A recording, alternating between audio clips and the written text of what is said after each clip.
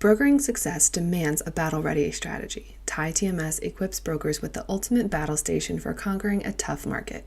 With TIE, brokers gain access to a comprehensive platform where rate intelligence and quote history coverage on a single screen.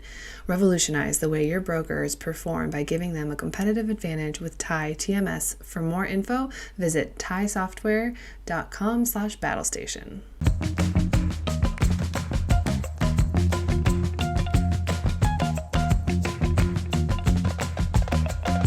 Welcome back to another edition of Check Call. Don't forget to subscribe to Check Call, the newsletter on FreightWaves.com if you have not already. Today we are welcoming back the one, the only Mitch Mitchell, CEO of TIE Software. Welcome back to the show, Mitch. Hey, thanks for having me. It's always a pleasure. I am excited because I feel like every time we have you on, we have a nice chit chat. We've, delved into AI a couple of times, kind of the elusive build a better TMS or buy a TMS and everything else in between. But today we're talking about one of my soft spots, which is how, like, kind of that back office support and how you can. I feel like everyone just kind of doesn't necessarily ignore the back office, but they don't always see that like strong return on investment in those back office procedures compared to, obviously, if you're going to improve something with a freight broker, you're going to see that return on investment pretty quickly versus maybe helping out your accounting department with some invoice processing. But today we're diving into it. So, Mitch, I'm just going to start us right off the bat. Why is there such a struggle between the accounting and the back office and the freight brokerage floor? Because I cannot tell you how many hits, not necessarily hits, but potential, like, hitman hire hits were issued at previous freight brokerages I'd worked at between the two. Yeah, you know what? I think it's just mandatory, right? I don't think there's any real reason that it has to be there. It's just like we're wired that way, and this is going to be a requirement. We have to have some animosity between the teams. Kind of like sales and operations too. Like these are mandatory areas where we have to have strain. So, so that's just we'll just get that out of the way and say it has to be there. But then on the other hand, we can go the other way and say like, okay, so we know this has to be here, but how can we make it a little bit less hurt? Right? How can we make it so that like it's a friendly bit of animosity in there, right? So maybe we have to send fewer hitmen out, maybe just half as many, something like that. And if we can do that, we'll call it a big win. I think some of my favorite stories were I was because previously I had worked in a brokerage that had their kind of like their back office, their accounting, their support, their like admin support was in one building, and then the brokerage was in another. Just they had outgrown it, and there was a temporary solution. And then once they got in one building, the shouting that would occur from one end of the floor to the other of just like, can you not be who you are as a person for 5 minutes? And the fear that some of the brokers would have for some of the accounting ladies, I was like, if you just ask them, hey, what can I do to make it easier for you, they would stop yelling at you. And they were like, but no, why would we do that? And then I'm like, because it's going to make your lives easier. Exactly. Yeah, I think, and that's the more serious answer is I think empathy goes a long way here, right? Is uh, nobody on the accounting side and the back office side wants to make life more difficult for the broker side, and nobody on the broker side really wants to make it more difficult on the accounting side. But the fact of it is, the jobs are so much different, right? The roles that we're playing on each side are so much different. The requirements of what we're trying to do are so much different. And that's where the animosity comes from, and that's where the challenges come from is unless we're willing to be a little more empathetic and kind of put ourselves in their shoes on either side, we're really not going to have enough respect for the challenges they're dealing with. And you said it perfectly, like go ask, like, why is this a problem? Or why do you get so upset with me about this? And the answer is probably going to be something that resonates. Like, because at the end of the day, when we think about freight, we really need to think about it holistically, right? From the time that the customer first considers moving a shipment up until the time the customer pays for the shipment, that's the shipment life cycle.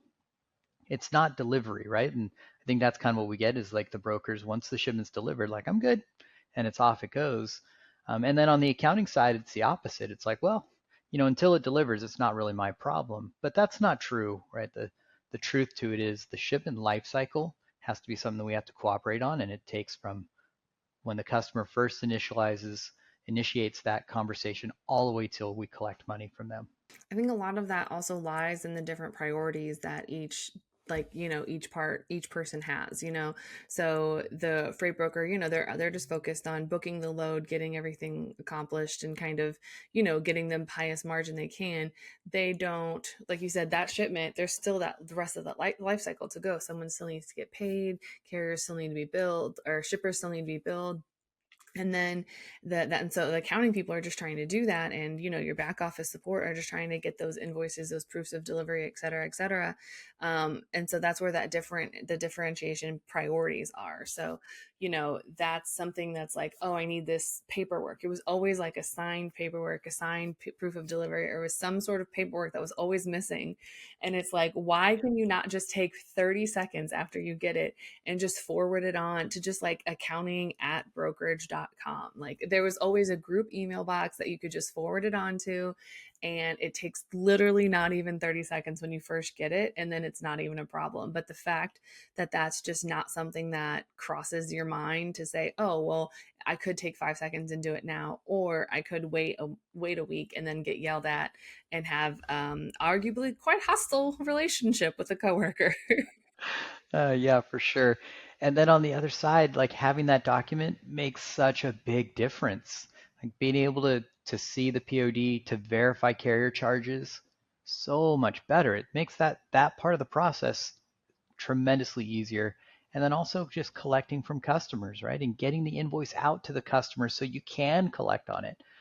These things they're major milestones on the accounting side, but kind of afterthoughts on the broker side. And that's not really necessarily always bad. We just have to recognize that maybe the thing that's the end of the line for me is a super big deal somewhere else. 1,000%. And that's where, like, because if you think about it, if you ask like anyone on the accounting or in the support staff role of like, hey, do you like, how about that margin on that load? They're gonna say, I don't care. I just want to pay that person. I just want to pay them and make sure that we're fulfilling our metrics of so many days to pay, or making sure that we have X amount of compliance with the documentation. Like, I'm just trying to hit that mark, but congratulations that you've booked 4 loads today. Like, I don't care. So one of the things that I see a lot, and as a former back office worker, I had to be like, hey, I have all of these problems because of XYZ that you've done in the system that has made something better for everyone else, but for us it has become a bigger problem. And a lot of times people just don't realize that. They're like, oh, we made this change, we didn't realize it was negatively going to affect you. But why do you think it's so, I don't want to say rare, but why it's harder to get investment in those back office opportunities compared to, getting a freight brokerage, a new TMS, or a new pricing tool, whereas accounting's just trying to get something that'll take PDF and like separate it into the different BOLs or the different shipments for them, like something that's not even like that extensive. Like they just can't ever seem to catch a break on that. Yeah, I think it has to do with the visibility of the processes, right? And a stronger freight broker understands that the accounting component of their business is really vital to the collections efforts, to the cash flow effort. And that cash flow effort can be really impactful on the overall business, but it doesn't have as high visibility as the front end or as the margin percentage. And when you talk to a lot of brokers, typically what you hear is, oh, my revenue is this much or my margin is this percentage. Like they know those numbers right off, but do they know what their cash flow numbers are any given time? Do they know what my average days to pay are and my average days to collect? Right? Do we know these things, and are they things that we're living the same kind of KPIs that we're on the front end, where we're talking about total revenue, where we're talking about percent margin? And so I think that's kind of where it is we tend to be a little bit more on the sales side and a little more on the broker side. But the accounting efficiencies can really make a tremendous impact on the business, and making sure we're flowing all the way through can really make a big difference. If we shorten our days to pay by 2 or 3 days, that has a tremendous impact on overall cash flow. And so we need to be thinking about both, but it's just a little bit more difficult because of the visibility, I think. I can see that 100% because I mean, it's one of those where like if it's not broke, don't fix it, and people are still getting paid, so why would I go through and fix it? And it's one of those where it you don't know how much potential loss or savings or money you're leaving on the table. You don't know until you investigate it or until you put pen to paper or until you do make those upgrades and say, oh wow, it used to take us 5 days to pay, now we're down to 3 or 2, and that is in turn helping our brokers get more reliable, stronger, better carriers and retaining them because we're paying so quickly. It's not getting caught up with like, oh, we sent it to this bank but now it's this bank. Like, you're not getting caught up in some of those little hiccups that happen. It's one of those where we are paying as soon as we can, because ultimately, I mean, no one wants to be that broker that gets the reputation of, oh, we don't pay. Like, that's not what anyone wants. So I think that I don't know. I think there's a lot of room for improvement in the back office kind of situation, because, like you said, you're only really as good as your weakest link. And if you could be making $300, $1,000 per load. If you were making $1,000 per load, I would be very impressed. But but you could be making significant margins per load as a broker. But if everything is getting held up on that back end, or in the day, or in payments or anything like that, if it's getting held up, then that's ultimately going to affect you. And I think that there's a lot of opportunity there, that there is. And I mean, I know you guys have invested in those kind of back office solutions, kind of in that all-encompassing TMS solution. Have you guys found some common challenges that a lot of those different freight brokers do have? Yeah, one of the key areas is that what we've already been talking about is documentation and using the document collection process to integrate into our workflows. But then also, we don't necessarily always think about automation on the back office, on the invoice creation part of the process. So, like one of the things that we find is a really helpful component is we can put guardrails around automating customer invoice creation. And we can do that by maybe, for example, we wait until we get our carrier bill. And when we get our carrier bill, we know we should have a POD at that point. So we have our carrier bill, we have our POD, we've reviewed the shipment. And as soon as we create and approve that carrier bill, we can automate the creation and delivery of an invoice to a customer. But we probably want to put guardrails around it and say, okay, let's do that, but only when we know there haven't been any significant changes on the shipment. Because if there have been changes on a shipment, like let's say, for example, we saw some detention fees that came in from the driver, but we're going to pass those on to our customer. Those are changes to the shipment that happened a little bit later. Absolutely, the customer's required to pay those, and that makes perfect sense. But they may not know ahead of time that that's what was coming, which means we maybe don't want to automate that invoice creation. But the ones that are a little bit easier, we want to create those and move them forward without as much interaction from our team. Let's let the automation do that. Or if there's an address change, right? We probably want to call the customer or notify the customer and say, hey, by the way, our original quote was this dollar amount. The new one's this dollar amount. Here's the reason it changed. And thinking about the processes that way, I think will really help overall streamline kind of the operational back end. And one of the ways we like to talk about it is the fast lane and the slow lane. And so what we mean by that is like the fast lane, or hopefully 80 to 90% of your shipments are pretty cut and dry. Like, we know the process, we get some documents, we create them, we send them off. And those ones, let's automate those. Let's make those flow through really quick. But the other ones are the ones that are a little more difficult, right? And there's always that one shipment that we wish we never would have seen in the first place, right? So let's embrace that, right? We're in freight. These things happen. We'd love for them not to happen. We'd love to reduce the number of those shipments that are like that. But let's put those into a special category and let them run slow. But the rest of our shipments, let's move them quick. Let's build processes around streamlining those and moving them through so that we can get that collections ball rolling.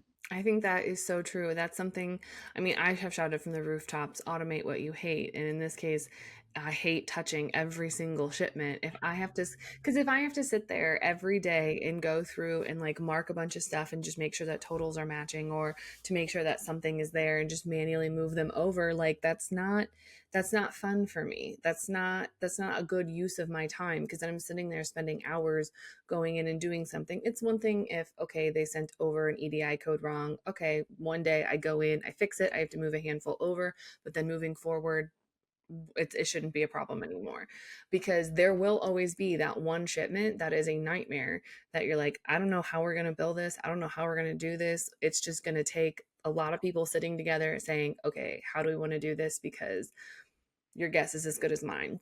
Those shipments are always going to be there, and you're always going to have lift gates, residential deliveries added on.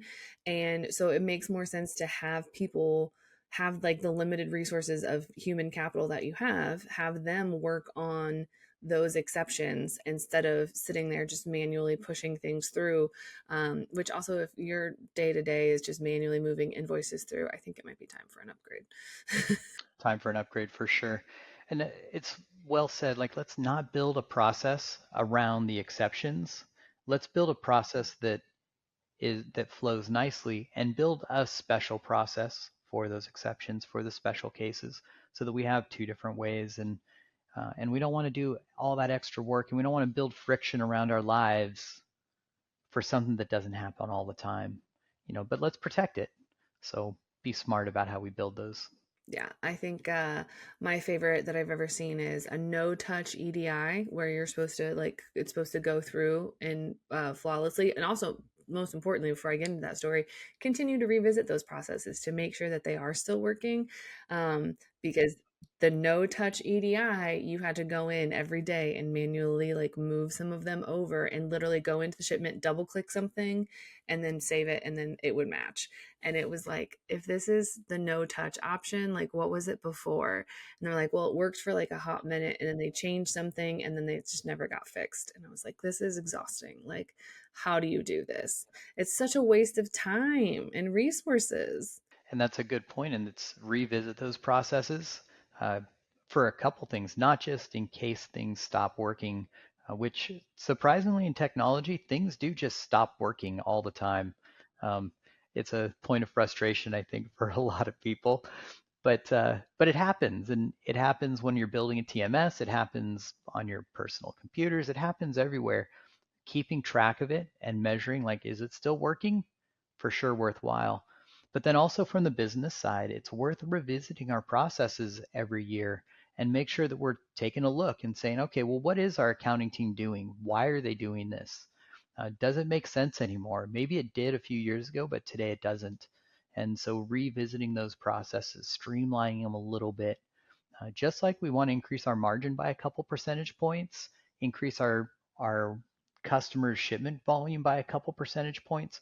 Well, what if we can make our back office team a couple percentage points more efficient? It's just as good. These are still big wins for the business. And so taking the time to revisit those, definitely worthwhile. 1000%. And that's something that, because you never know, because inevitably you're dealing with other partners, other vendors, and you never know when someone changes something on their side and then suddenly it affects yours and you have to go in and fix it. But also, more importantly, like you said, you want to, if you make your people more efficient, then even on the accounting and the back office side, it does affect the bottom line, because if they aren't sitting there manually moving things, or if they're automating what they can, then that's less people that you'd have to hire to manage these exceptions. Because in theory, you should just be working the exceptions and just letting everything else flow smoothly. That's less people that you have to hire, which ultimately saves you on the end. Not to mention the pain that it is of hiring and looking for someone in financial services, just because that is a bit of a tricky one to get some qualified people in. Yeah, well said. And then it also just helps us set up for growth too, right? If we do, we're in a little bit of a tougher market now. When that market turns and we start adding volume, what's that going to look like to our team? What does our scaling process look like? And we know this freight process is cyclical. We know that's the way our industry works. And so let's embrace the cyclical nature of it and be efficient in a down market so that we can be more efficient in an up market. Because as the market's going up and as it's coming down are the hardest times to make changes. So let's let's just build that into our general business workflow and think about these processes all the time. So then, regardless of what cycle we're in, up or down or climbing or declining, we're thinking about how to be the most efficient and how to run a good quality business that has to include back office. 1,000%. Because, like you said, when things are ramping up and you're getting more and more business and you're kind of just holding on, hoping for the best, that's not the time to start an implementation. A time to start an implementation or to really kind of review what works and what doesn't work is now, when arguably it's kind of slow. Unfortunately, I wish it was more exciting, but it's not. This is the time to really sit there, review those processes, because you do have times, and if there are inefficiencies, you want to get those ironed out before it becomes a problem where it starts negatively affecting your business on that ramp up, because nobody wants to be sitting there kind of left behind as everyone else catches that incoming freight volume. So I think that that is something that cannot be overstated enough, is that just because they're not a broker out there hustling and getting margins per load, they're still making sure that everything's running smoothly. Yeah, absolutely. Then I think you get another advantage too, where you end up building a culture in your whole company around change and around process improvement. And I think even especially for your back office and accounting side, there tends to be a little bit more challenges with change management on that side of the business. Right? We get a process in place there and that process sticks. But if we build process change as part of our company culture and we're doing it all the time, even if it's small improvements, when we do bring a bigger change to the accounting team and how we process shipments, it'll be easier to adapt to, it'll be easier to accept. And so you get these advantages all over the business by continually reviewing and continually trying to improve. You heard it here, folks. Process improvement is the number one option. Just keep doing it. It's going to go well. It's going to be fine. And what a better time than the summertime to revisit some processes. Make it like a little post 4th of July to do. Like, you come back from the 4th of July holiday and you say, "Wow, the week after the 4th of July sure sounds like a great time to review some of my internal processes and make sure everything's working." I agree. It's a perfect time to be doing this. The 5th of July, right? It's a Friday, so great time to do some process improvement work. Um, or maybe another day. But uh, maybe, Hey, on the 5th of July, uh, I'm pretty sure no one will be around to bother you. I hope it's going to be a quiet day. So, um, All right. Well, not speaking of quiet days, we know where you stand on quite a few issues, Mitch. And today, I would like to hit you with another hard hitting, hot take question, if you'll allow me. And I'm hoping that it's going to be a good one. If you could eat only one dish for the rest of your life, what would it be? tacos. So, yeah, it's got to be tacos. And I mean, to be real candid about this, I think there's only two legitimate answers anyway. It's either tacos or pizza. I don't know that you can have a different answer than that. And both are great choices. I think pizza's an okay choice, but the versatility of the taco, it really makes it a meal that you can have for breakfast, lunch, and dinner every single day of the year. And we really should because they're delicious and with so many options. So firmly on taco as being the one dish. You're talking to a girl that will put anything in a taco form, like breakfast tacos, lunch tacos. I do see your pizza, and I challenge your pizza with sandwiches, because you like a taco, you can put just about anything you want in a sandwich, which would give you the most diversity. Yeah, that's a good point. I'll go ahead and accept sandwiches being a possible third alternative.